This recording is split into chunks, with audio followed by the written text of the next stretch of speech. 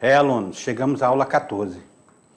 Ainda há pouco, o professor Lorismar, ele trabalhava com vocês essa concepção da escrita, desses símbolos que eram tratados. E no Egito se usava muito isso, essas simbologias. Será que hoje a gente utiliza algum tipo de escrita parecida com o dos egípcios? Será? A gente utiliza na sinalização de trânsito. Você já viu na sinalização de trânsito que não tem nada escrito lá explicando, mas tem uma seta, significa dobre à direita. Outra seta, dobre à esquerda. Outra placa dizendo pare. Outra placa com X em cima, proibido parar e estacionar. Outra placa, alfândega. Outra placa, depressão. Lembro quando eu descobri a depressão de uma maneira muito cruel. Eu vi a placa depressão, eu não soube ler ela, caí na depressão. Depois fiquei triste que eu caí na depressão e disse, por isso que o nome é depressão.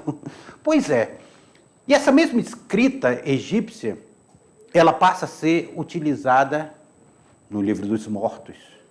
Ela passa a ser utilizada nas paredes das tumbas. Essa escrita, ela é utilizada dentro de uma simbologia que está relacionada à religião e à mumificação e à vida após a morte.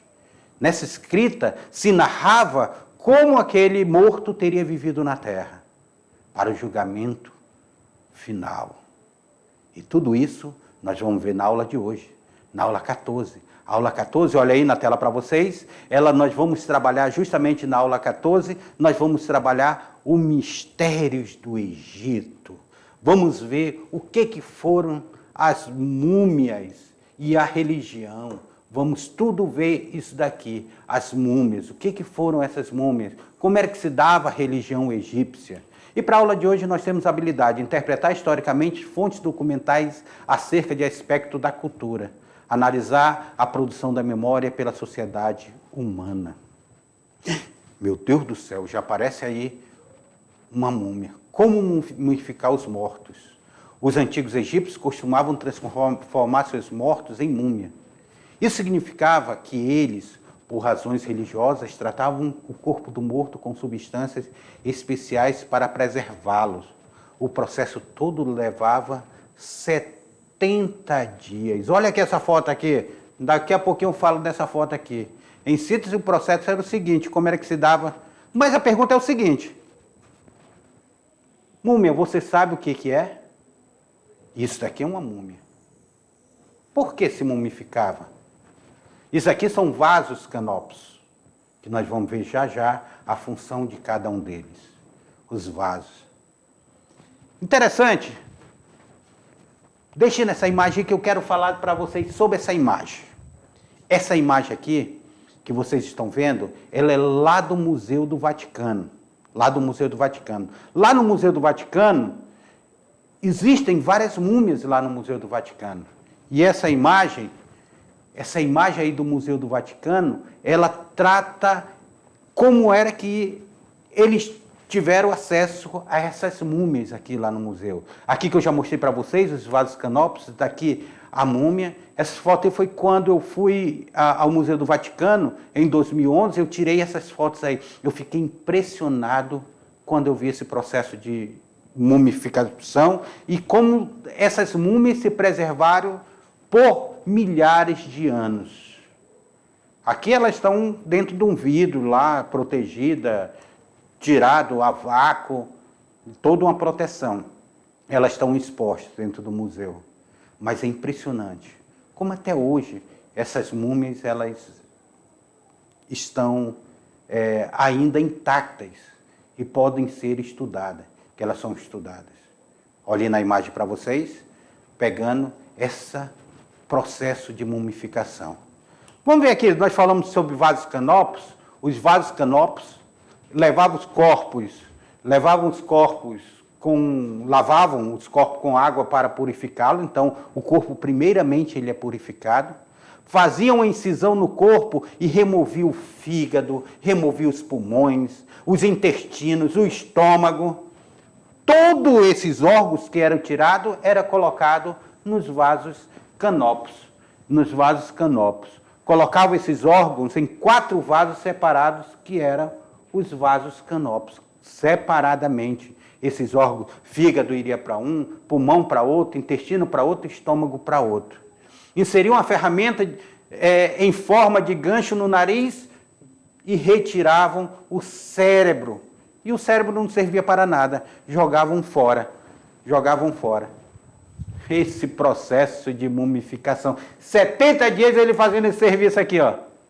Lavando, preparando o corpo, tirando suas vísceras, tirando seus pulmões, colocando esses pulmões em vasos, esses vasos eram separados e o cérebro era jogado fora. E tinha um coração. O coração nós vamos ver. Olha aqui, ó. Aqui nós estamos vendo aqui, ó, o Deus dos mortos, que já a gente fala sobre ele detalhadamente, sobre Anubis. Ele está lendo justamente aqui no papiro, ele está lendo aí a vida daquele morto. Ele está julgando aquele morto, se ele irá para o paraíso ou se ele irá para o inferno. Os egípcios já tinham medo disso daí, que nós vamos ver.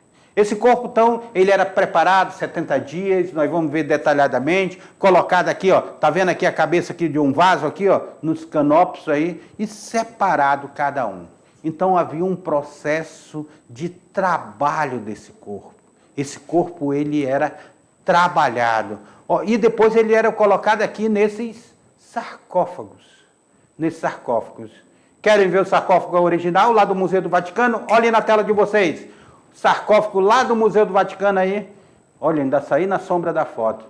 Aqui, ó. Esses sarcófagos aqui, então, eles eram mumificados e colocados em sarcófagos. Olha aqui.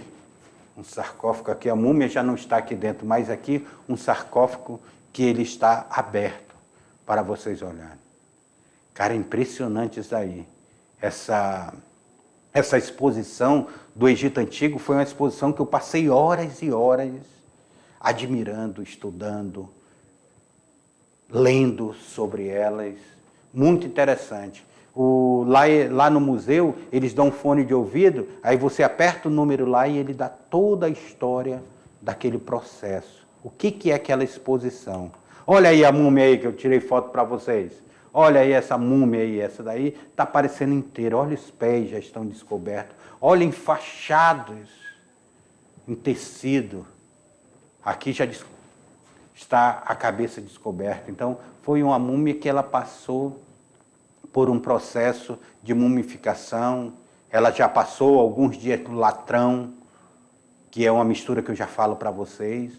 O cérebro já foi tirado, é tirado o cérebro pelas narinas, é tirar o cérebro com gancho. O cérebro era desprezado, completamente desprezado, não tinha grande importância. É aí que nós vamos ver a filosofia, quando ela aparece lá na Grécia, ela já vai dar mais valor ao pensamento, ao cérebro que vai ser gerado pelo pensamento. O mais importante para eles lá seria o coração que seria pesado lá por Anubis. Inseriam então essa ferramenta e arrancavam esse cérebro. Então todo esse processo de mumificação que nós estamos vendo aqui, todo esse processo de mumificação é para preparar esse corpo para a eternidade. Os egípcios acreditavam que quando eles voltassem à vida, ou seja, quando eles ressuscitassem no pensamento deles, eles iriam precisar desse corpo. Esse corpo ele precisaria estar conservado porque ele iria precisar desse corpo, com todos os seus órgãos separados. E eles voltariam à vida. Eles acreditavam, então, na vida após a morte. E esse processo de mumificação, ela começa dentro de uma mitologia egípcia, ela começa lá na morte de Osíris. Na morte de Osíris. E Anubis, o primeiro corpo que Anubis mumificou foi do seu próprio pai. Mas isso também nós vamos ver lá para frente. Tá certo? Vamos lá? Qual era a substância que eles eram imergidos? Eles eram imergidos numa substância para fazer uma desidratação natrão. que servia para secar esse corpo aí. Depois que secava esse corpo, eles eram colocados mais ou menos em 70 quilos de sal ali para fazer essa desidratação completa. Tá? 40 dias eles ficavam no natrão. A substância retirada da umidade da carne e reduzia os odores. Pequenos pacotes com natrão eram colocados dentro das cavidades abdominais. O corpo era coberto por cerca de 180 quilos de sal. Então, eles tiravam aqui, já tiraram todos os organismos. Então, eles eram colocados lá dentro do natrão. O natrão, ele ficava ali, é uma substância, vocês conhecem bicarbonato? Pois era, carbonato de sódio, bicarbonato de sódio, cloridato de sódio, o sal, tá? Então eles utilizavam tudo isso daí e depois esse corpo ficava para perder a água desse corpo, para ele ficar desidratado esse corpo. Então ficava mais ou menos a pele e o osso desse corpo, então era mais fácil mumificar. Depois eles preenchiam aí todo esse corpo aí com essa substância que iria preservar por mais tempo. Só nós olharmos o charque, ele não é uma carne preservada aí no sal, ele fica tempos e tempos e tempos preservado no sal? Pois era mais ou menos assim que se fazia o processo de mumificação.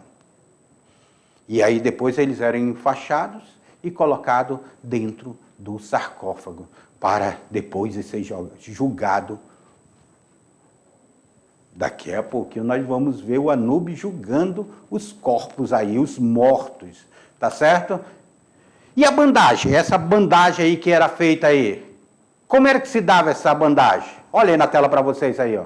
Essa bandagem, depois de fazer aquele processo, era envolvido o corpo com essa bandagem dos pés à cabeça. Então o corpo todo era bandagem. Lembra? O professor Beto, quando deu a última aula, dessa última aula, o professor Beto estava vestido de múmia. A outra foi o professor Lorismar vestido de múmia. Toda essa bandagem. Então, decorava o falecido com máscara, desenhos adequados à vida das pessoas e o status social. Então, tudo isso dependia desse status social.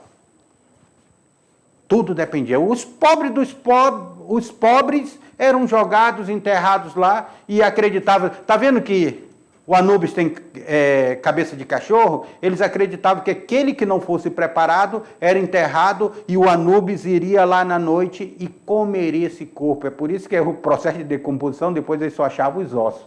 Então isso era crença. Isso era verdade? Para eles era. O que é verdade? Verdade é aquilo que nós acreditamos. Aquilo que nós acreditamos é a verdade. Se nós acreditamos que determinado remédio cura, aquilo se torna verdade. Se nós estamos em período de pandemia, nós estamos aí nesse período de pandemia e nós estamos com um vírus letal. Quantas verdades de cura desse vírus não já veio aí para nós? Olha, chá de tal cura esse vírus. Remédio para verme cura esse vírus. Remédio de malária cura esse vírus. Solda cura esse vírus. A faísca da solda. Então, já veio um monte de verdade e isso se torna verdade para aqueles que acreditam.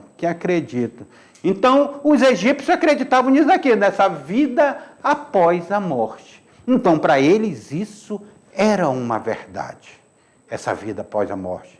Hoje nós não temos medo de ir para o inferno. Nós não temos medo de ir para o inferno. Isso é uma verdade nossa, que nós temos medo. Tinha um garotinho lá que todo mundo perguntou na sala de que você tinha medo. O Joãozinho disse, professor, eu tenho medo do Malamém. Ele disse, menino, o que é isso? Quem é esse tal de Malamém? Ele disse, eu não sei, só sei que todo dia minha mãe reza, mas livrai-me do Malamém. Olha aí a verdade do Joãozinho, ele tinha medo do Malamém. E isso são as verdades que estão dentro da nossa vida. Então a gente não pode dizer que o egípcio estava errado em acreditar nisso. Eles acreditavam, eles vestiram. Inclusive, uma das 7 maravilhas do mundo são as pirâmides, que foi construída justamente por causa dessa crença na vida após a morte. E o julgamento final, professor? Como era que se dava o julgamento final depois disso aí? Olha aí na tela para vocês. O inferno para o egípcio, o inferno que eles acreditavam no inferno que era ser devorado por um Deus após a morte. Toda pessoa ao morrer era recebida pelo Deus Anubis, aquele que eu mostrei já para vocês, com cabeça de chacal. Dizem que é de cachorro, de chacal, mas vamos colocar ela como a maioria trabalha, que ele tem a cabeça de chacal. Ele tinha então a missão de pesar o coração dos mortos em uma balança, uma espécie de avaliação de como as pessoas haviam se comportado na vida. Cabeça de chacal. Olha o julgamento final. Tudo aquilo dali vinha para o julgamento final. Olha aqui, ele, tá? Ele, o Anubis. O Anubis pegava teu coração e pegava a tua pena, a pena de uma deusa. E ele pesava. Se o teu coração fosse mais pesado que aquela pena, você estava condenado a ir para as profundezas do rio Nilo, ser devorado por um Deus, que já a gente vai ver esse Deus aí devorando as pessoas. Então isso era o inferno. Isso era o inferno, esse Deus que iria devorar as pessoas. Quem passasse no peso e fosse lido, que tinha feito só o bem, não tinha matado, não tinha... Então era quase uma ladainha que eles iriam rezando aí para todos os deuses que iriam encontrando no caminho. Isso tudo estava escrito no livro dos mortos. Ele iria fazendo aquela leitura, aquela reza, falando sobre sua vida, e aí ele passaria para o paraíso e teria direito à ressurreição. A vida após a morte. Por isso que ficou o seu corpo lá preservado. Então, se dava aí nesse julgamento final aí. E após ter esse coração pesado, olhem na tela de vocês. Após ter o coração pesado, os mortos eram encaminhados para um julgamento final perante Osíris, que questionava. Osíris fazia um monte de questionamento. As passagens da vida daquele indivíduo. Nessa conversa, Osíris pedia até aliviar a barra quem tivesse o coração reprovado na balança. Então, se o coração for reprovado na balança, mas aí você vai pelo esse questionamento de Osíris, você poderia até ali ter uma pena amena. Olha aí, mais uma múmia aí que o professor Beto trouxe para vocês, das fotos que eu tirei lá no Museu do Vaticano. Olha ali, mais vasos canopos, significa que aqui estão restos de fígado, resto do intestino, resto do pulmão. Aqui estão restos mortais dessa múmia. Aqui, ó, abriu o sarcófago, aqui, ó, essa múmia aí, ela ainda está toda embrulhada, não desembrulharam nada dela, não. Está mostrando como ela estava. Lembra que eu falei quem era que devorava? Quem era que devorava? Nós temos... Olha, as três coisas que os egípcios tinham mais medo. Era o jacaré, principalmente porque os crocodilos do Nilo são enormes. Era o leão, porque eles também devoravam quem desse sopa andando sozinho aí na savana. E era o hipopótamo. Vocês sabem que o hipopótamo é o maior índice de acidente na água, ou seja, é o que mais mata hoje na África, mais do que os jacarés, mais do que os leões, são os hipopótamos, que era um animal que tem uma mordida muito violenta. Então eles juntaram esses três animais e disseram que esses três animais eles representavam Anut. Representavam Anut. Então, quem fosse reprovado era devorado por esse Anut, que era o Deus que representava pelos três animais mais temidos do Egito. Olha aí, ó, o crocodilo, o leão e o hipopótamo. Daqui 2 que viviam na água e 2 que viviam na água, o crocodilo e o hipopótamo, e o leão que vivia na terra. Então, todo esse julgamento aqui que vocês estão vendo aqui na imagem, todo esse julgamento aqui que estão vendo na imagem, é para ir para o paraíso. É um medo de ser devorado. É um medo do seu corpo ser desgarrado. Outros deuses, nós temos mais de 40 deuses aqui, que ele teria que passar por esse julgamento e tudo iria fazendo a justificativa, até ser dado o veredito final. Para chegar lá com Osíris, e aí, eu estou de boa. Osíris, que era os deuses dos deuses, ia dizer, você está de boa na lagoa, você não vai ser devorado por Anunte. Você vai sobreviver. Então, o medo que se tinha de ser devorado era enorme. Aí, dava esse processo. Outra coisa que era fundamental, os egípcios estarem consigo, era fundamental eles levarem consigo, debaixo do braço, era um livro. Já assistiram aquele filme A Múmia?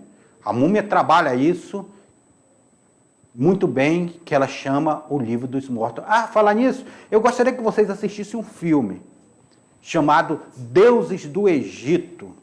Deuses do Egito. Que fala dessa mitologia, dessa briga de Ísis, Osíris, Horus, que fala sobre essa mitologia. Eu quero que vocês assistam. Olha o Livro dos Mortos. Como é que se dava esse Livro dos Mortos aí, ó?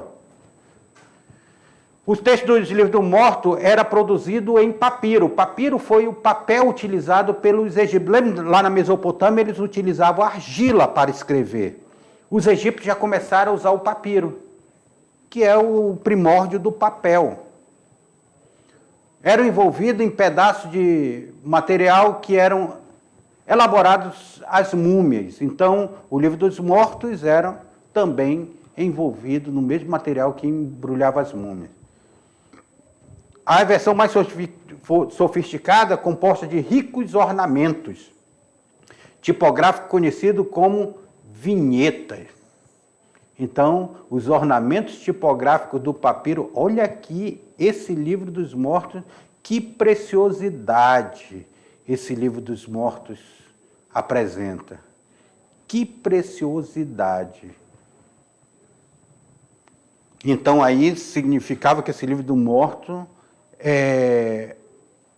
nós temos aí nesse livro dos mortos, nós temos uma versão dele, bem da simbologia, que a pessoa era uma pessoa de grande posse, poderia ser um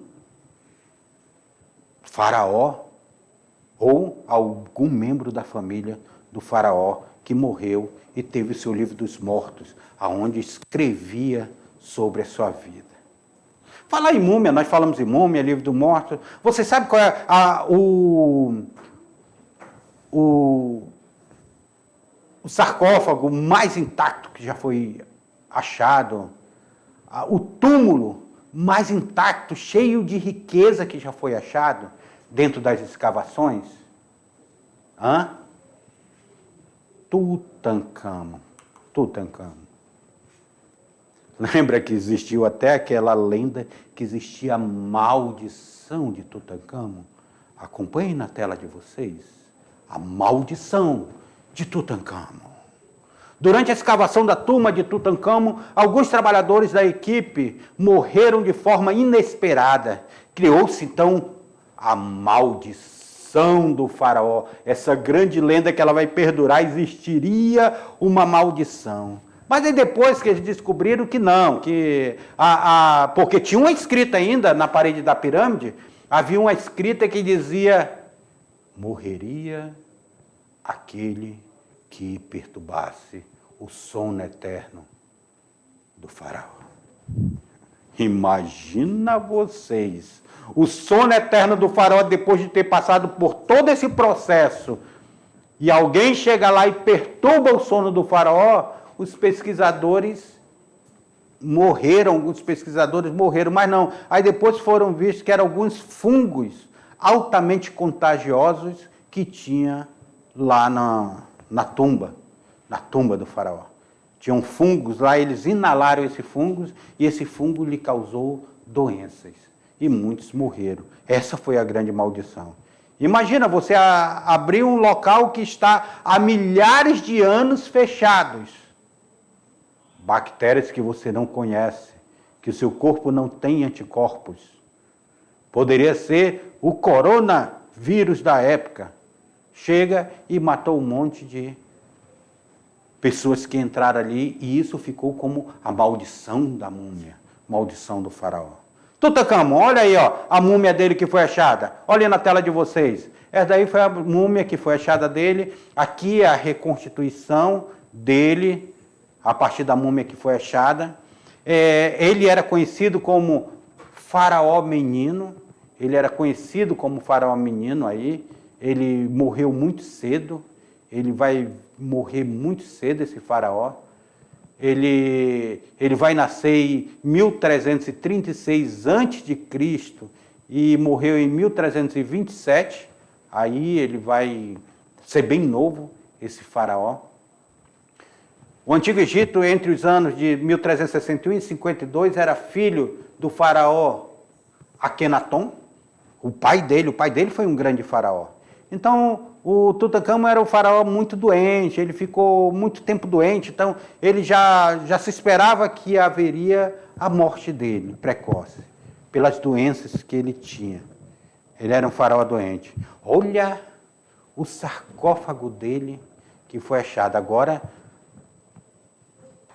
o sarcófago feito de ouro,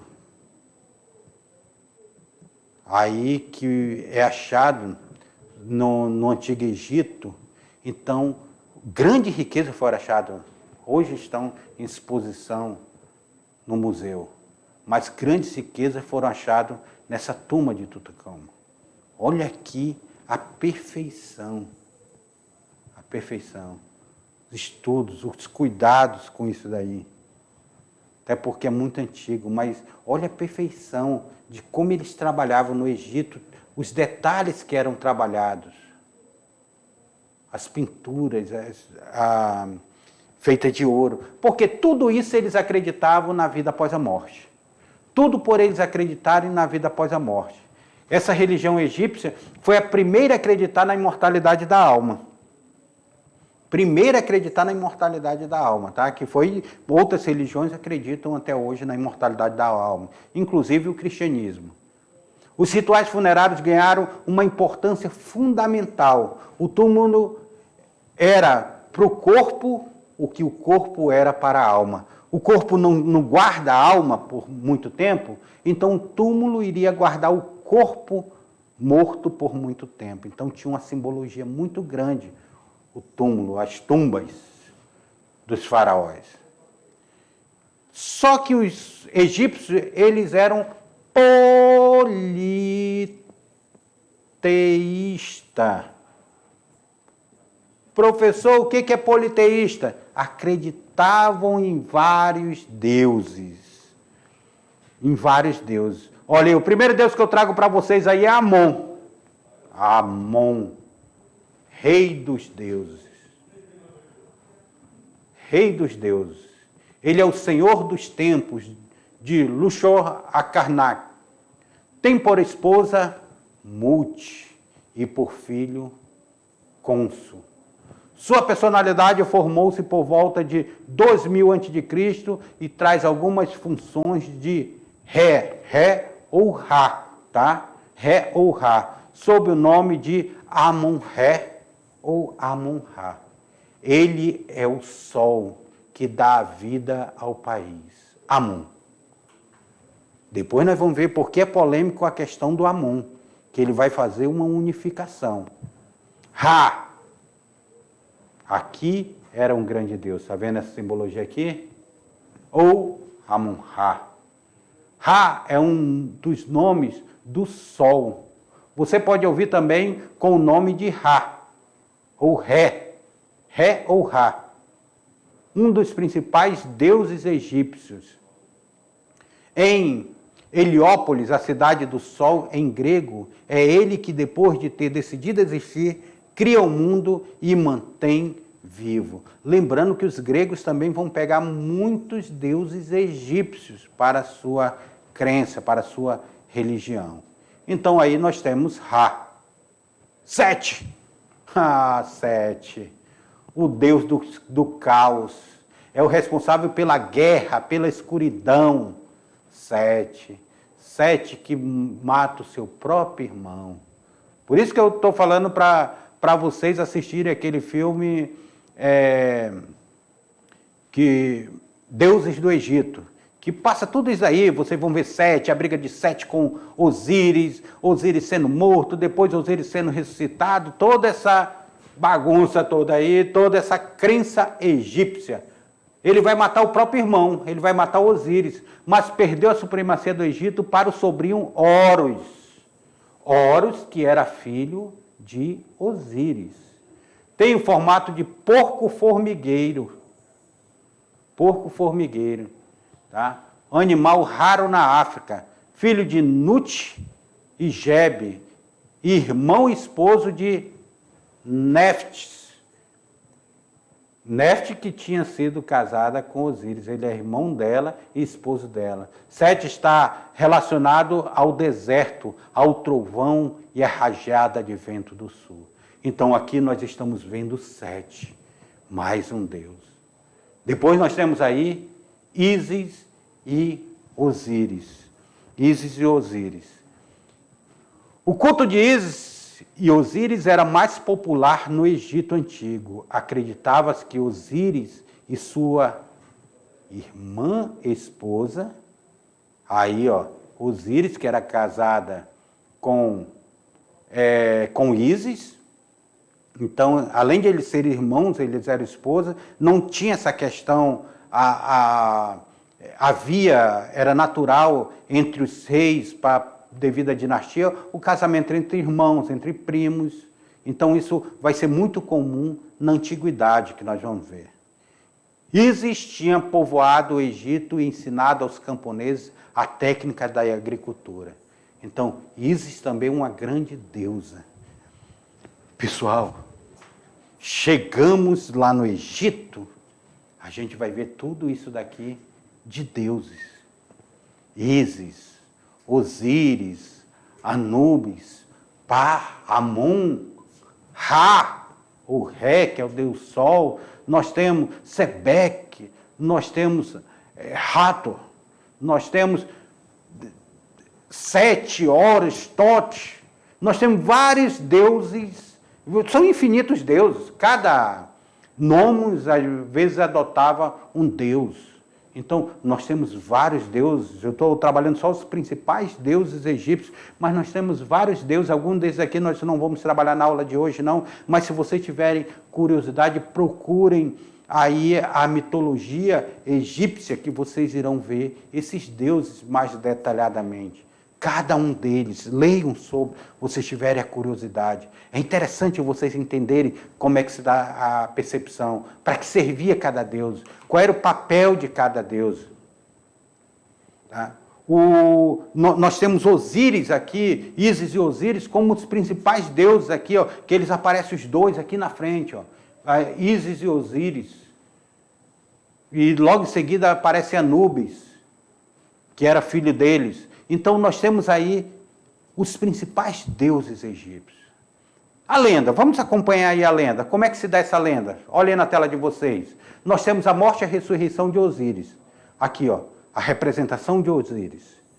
Nós temos, ele reinou sobre a terra como o primeiro faraó do Egito. Isso até ser assassinado pelo seu irmão Sete. Lembra que eu falei do Sete ali? Que ele matou o próprio irmão, matou Osíris? A partir daí, Osíris virou um Deus supremo e o juiz do mundo dos mortos. Então, é por isso que ele é o juiz lá no final do mundo dos mortos. O seu filho traz os mortos até ele para o julgamento final. E aí nós temos Ísis e a relação da Ísis com outro deus, que é o deus Nilo. Então, essas cheias do Nilo, eles acreditavam que o choro Ísis, que essas lágrimas dela pela morte do seu esposo, esse daqui, Osíris, que era esposo da Ísis, eles acreditavam que esse choro era que fazia as cheias periódicas do rio Nilo. E o filho deles? Nós temos aqui Horus. Horus era filho de Osíris e Íris. Tem cabeça de falcão e é o protetor dos faraós e das famílias. Quando perdeu o pai, ele perde o pai, quem era o pai dele? Osíris. Ele vai perder o pai e lutou contra Sete, que tinha matado seu pai. Vai lutar contra ele pelo trono dos principais deuses do Egito. Horus, o altivo, é o deus dos céus. Na mitologia egípcia, Horus perdeu o olho esquerdo e a mão na batalha contra Sete. Vocês precisam assistir esse filme que eu estou falando para vocês. Aí nós temos o Anubis. O Anubis, que Deus com cabeça de chacal, ele vai nascer da união de Osíris com Néftis, não com Ísis, vão ser outra. Foi ele quem criou a primeira múmia ao preparar o corpo do pai assassinado. Lembra que o pai dele tinha sido assassinado por Sete? Lembra que Osíris havia sido assassinado? Cadê o Sete? Sete havia assassinado Osíris, vai assassinar o seu próprio irmão? Pois é, ele vai preparar o corpo do pai. É por isso que ele está lá recebendo as múmias. Tem um papel importante na passagem do mundo dos mortos. Akenaton ele vai viver lá em 1300 a.C., é um faraó egípcio corajoso, desafiou a 1500 anos de tradição religiosa a adotar só um Deus. O cara transformou um politeísmo em monoteísmo, Akenaton. Akenaton era filho do faraó Manet III, um dos mais poderosos e populares governantes da 18ª dinastia egípcia.